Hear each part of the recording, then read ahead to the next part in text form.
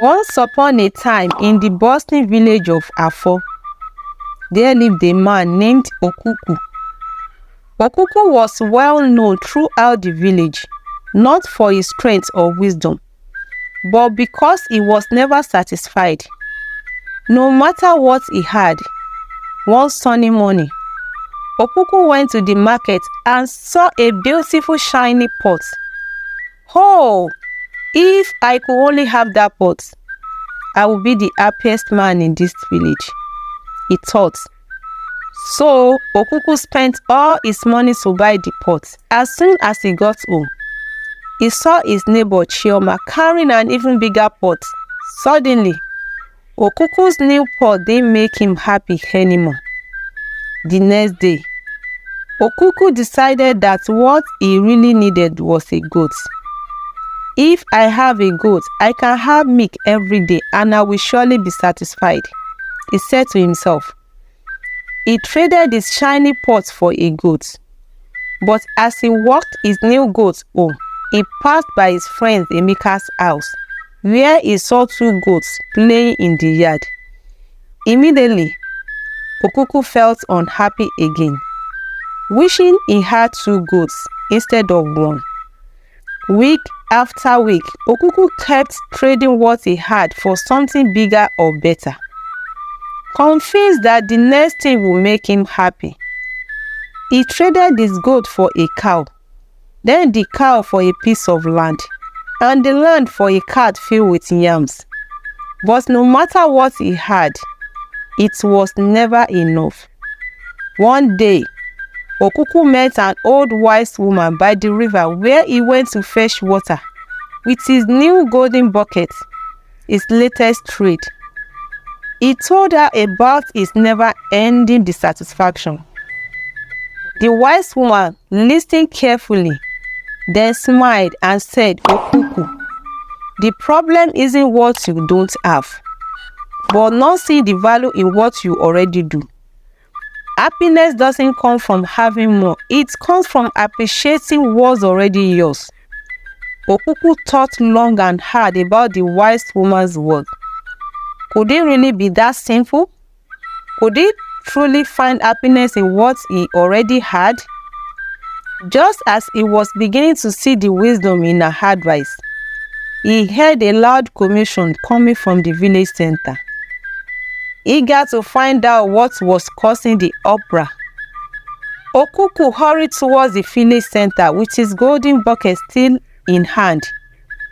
He approached, he saw a crowd of villagers gathered around a strange-looking cart that was loaded with all sorts of exotic fruits and objects none of them had ever seen before. The owner of the cart was a cheerful trader from a distant land. He was shouting joyously, "Come see the wonders from the across and the seas. Special treasures for your home." The villagers were mesmerized by the beautiful items, and their excitement filled the air.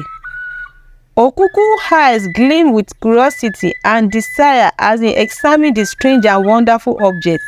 Surely, owning one of these rare treasures will make me the happiest man in Afo, he thought to himself.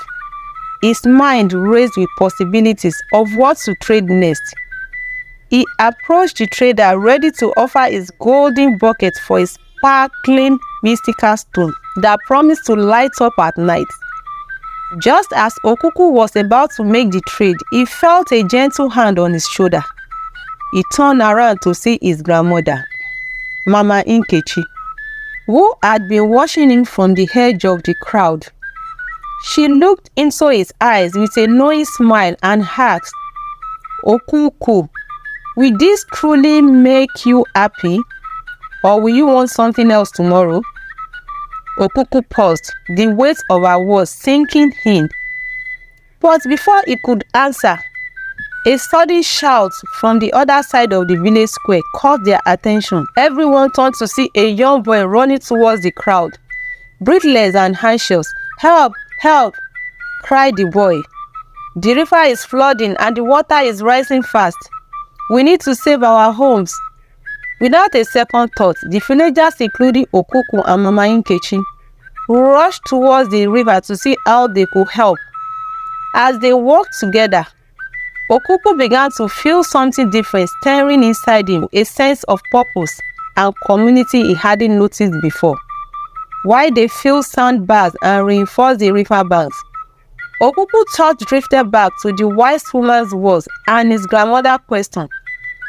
Could it be that true satisfaction lay not in endless acquiring more, but in being part of something greater than himself? As Okuku walked alongside his neighbors, each shovel of theirs seemed to fill a void he had tried to fill with possessions. But as the flood waters began to recede, a new challenge emerged on the horizon, drawing Okuku's gaze and testing his newfound insight. The new challenge that emerged was not from nature, but from within the village itself. The flooding had damaged many homes, and some families had lost almost everything. The villagers gathered to discuss how they could help each other rebuild. As Okuku listened to the plans and saw the determination in everyone's eyes, he realized he had something valuable that could help. A cart full of yam without a second thought, he offered all his yams to fill the village during the rebuilding phase. The villagers were touched by his generosity, and many others began to offer whatever they could spare, whether it was tools, labor, or food. Working together, the village slowly started to recover. Okuku spent his days helping to rebuild houses and his evenings sharing meals with different families. The joy and satisfaction he felt each day were unlike anything he had experienced before. Even when he had acquired his most treasured possessions. Months later, when the village had been rebuilt stronger than ever, the villagers organized a feast to celebrate their unity and resilience. As they gathered around the fire, sharing stories and laughter, Okuku felt a warm glow inside. He realized that the wise woman by the river and his grandmother were right all along. Mama Nkechi came to sit beside him, her eyes twinkling in the firelight. "So, Okuku, are you finally satisfied?" she asked gently. Okuku looked around at the smiling faces of his friends and neighbors, feeling the true weight of connection and community he had helped to strengthen. With a peaceful smile, he replied, "Yes, Grandma. I think I am. I've learned that what brings us true possession isn't seeking more for ourselves, but in giving to others and be part of a community."